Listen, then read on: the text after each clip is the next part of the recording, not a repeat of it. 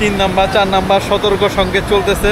সমুদ্র যে কতটা ভয়ঙ্কর হইতে পারে, পানি যে মানুষের জন্য কতটুকু ভয়ঙ্কর, এখন এই সিচুয়েশনে না দেখলে বোঝা যাবে। পালঙ্কি নৈসর্গিক সৌন্দর্যের এক অদ্ভুত লীলাভূমি। পানোয়া নামেও পরিচিত ছিল এই সবুজ শ্যামল প্রকৃতি ঘেরা অনুপম স্নিগ্ধ ও চিত্তাকর্ষক স্থানসমূহ।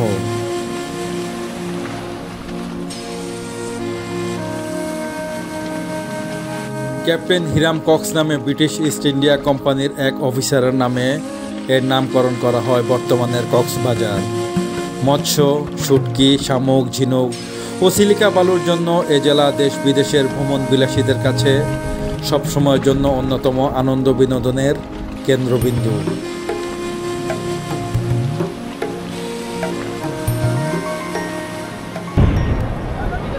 আসসালামু আলাইকুম।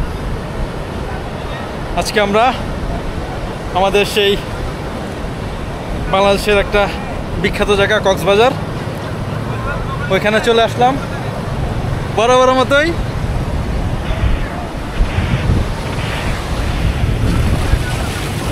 আবার নতুন গন্তব্য কক্সবাজার। সমস্ত বাংলাদেশে ঘুরতেছি, আর এটার একটা অংশ কক্সবাজার। আমাদের আরেক মুরব্বী আছে, ওদিকে আপাতত না নেই। আজকে পরিবেশটা কিন্তু অসাধারণ সুন্দর, বৃষ্টি, অনেক বৃষ্টি। 3 নাম্বার 4 নাম্বার সতর্ক সংকেত চলতেছে, এর ভিতরে আসছি। চেষ্টা করব কক্সবাজারের ভালো ভালো জিনিসগুলো আপনাদের দেখানোর জন্য। আজকে প্রচুর বড় বড় ঢেউ, খুব মজা পাওয়া যাবে আজকে। মানুষও অনেক কম, খুব একটা বেশি যে মানুষ আছে এরকম না, মানুষ কম। বাহ, চলেন একটু উপভোগ করি। সাউন্ড প্রচুর।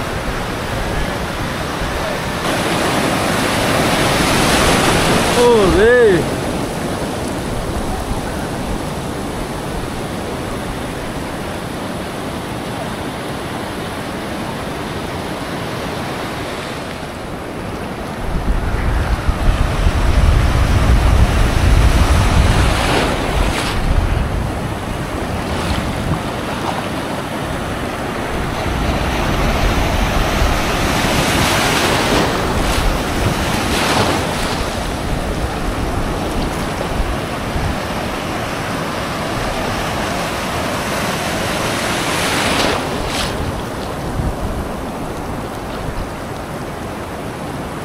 কি কাকা, মাছ ধরবা নাকি?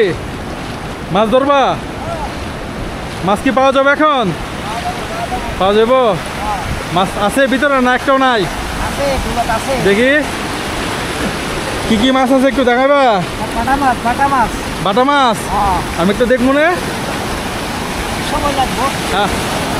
এই মুহূর্তে আমি এই যে চলে আসছি, এই যে তাদের মাছ ধরা দেখতে।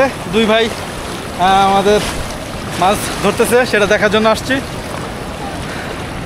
সাগর আজকে অনেক উত্তাল, প্রায় এই যে মারতেছে, এই যে মারতেছে। হ্যাঁ, আসলে এগুলো দেখার জন্য আজকে আসা। উত্তাল সমুদ্র, এরপর মাছ ধরা। ও রে বাবা, বিশাল বিশাল ঢেউ, তার ভিতর আজকে চলে আসলাম।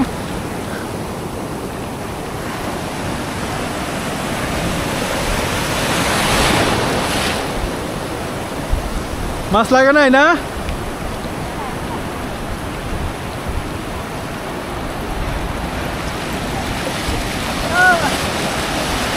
দেখা যাক মাছ পড়ে কিনা।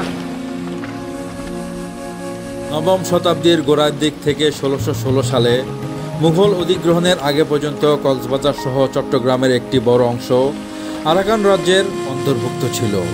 মুঘল সম্রাট শাহ সুজা পাহাড়ি রাস্তা ধরে আরাকান যাওয়ার পথে কক্সবাজারের প্রাকৃতিক সৌন্দর্যে মুগ্ধ হন এবং এখানেই ক্যাম্প স্থাপনের আদেশ দেন।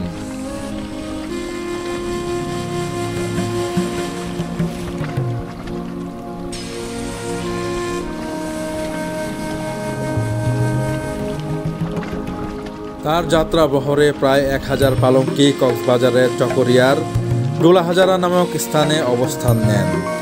ডোলা হাজারা অর্থ হাজার পালঙ্কি। মুঘলদের পরে ত্রিপুরা এবং আরাকান, তারপর পর্তুগিজ এবং ব্রিটিশরা এই এলাকার নিয়ন্ত্রণ নেন।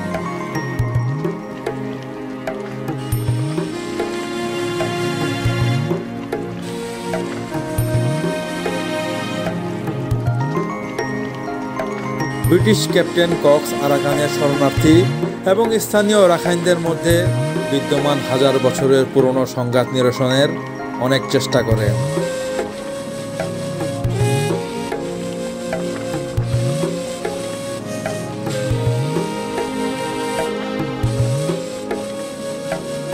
এবং শরণার্থীদের পুনর্বাসনে গুরুত্বপূর্ণ অগ্রগতি সাধন করেন।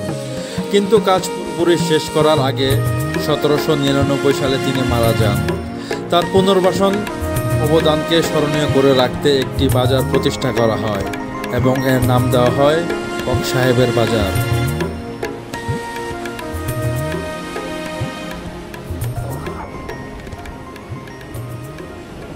অবস্থা তো খুব খারাপ। ভয়ঙ্কর পরিবেশ এখন কক্সবাজারে। 3 নাম্বার 4 নাম্বার 5 নাম্বার নিম্নচাপ চলতেছে, 4-5 নাম্বার তো অবশ্যই বিপদ সংকেত দেওয়া। সমুদ্র প্রচণ্ড উত্তাল, আকাশের অবস্থা ভয়ঙ্কর, যা এখানে না থেকে দেখলে বোঝা যাবে। আমরা দেখাই, ওই যে অবস্থা ভয়ঙ্কর ভয়ঙ্কর অবস্থা খারাপ। সমুদ্র প্রচণ্ড উত্তাল, হ্যাঁ, ভয়ঙ্কর উত্তাল। এর ভিতরে আসলাম দেখতে আসলে কেমন লাগে। এক মানে কি বলবো এটাকে, যে সমুদ্র যে কতটা ভয়ঙ্কর হইতে পারে, পানি যে মানুষের জন্য কতটুকু ভয়ঙ্কর, এখন এই সিচুয়েশনে না দেখলে বোঝা যাবে। ও ভয়ঙ্কর পরিমাণে উত্তাল, দেখছো? তারপরও মানুষ, শত শত মানুষ। হ্যাঁ, শত শত মানুষ।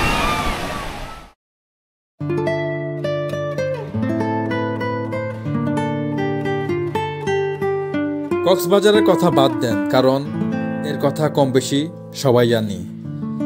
আমরা বরং এখানকার খাবারের প্রসঙ্গে চলে যাই। এমন একটি কথা আছে যে কক্সবাজারে গেলে কিছু খাবার না খেলেই নয়।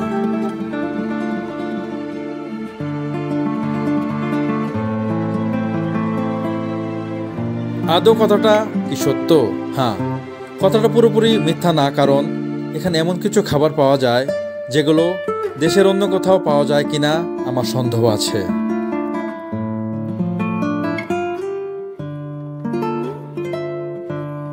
স্কুল জীবনের কিছু বন্ধুবান্ধব নিয়ে আজ ভুরিভোজ করতে আসলাম শালিক নামে এক বিখ্যাত রেস্টুরেন্টে।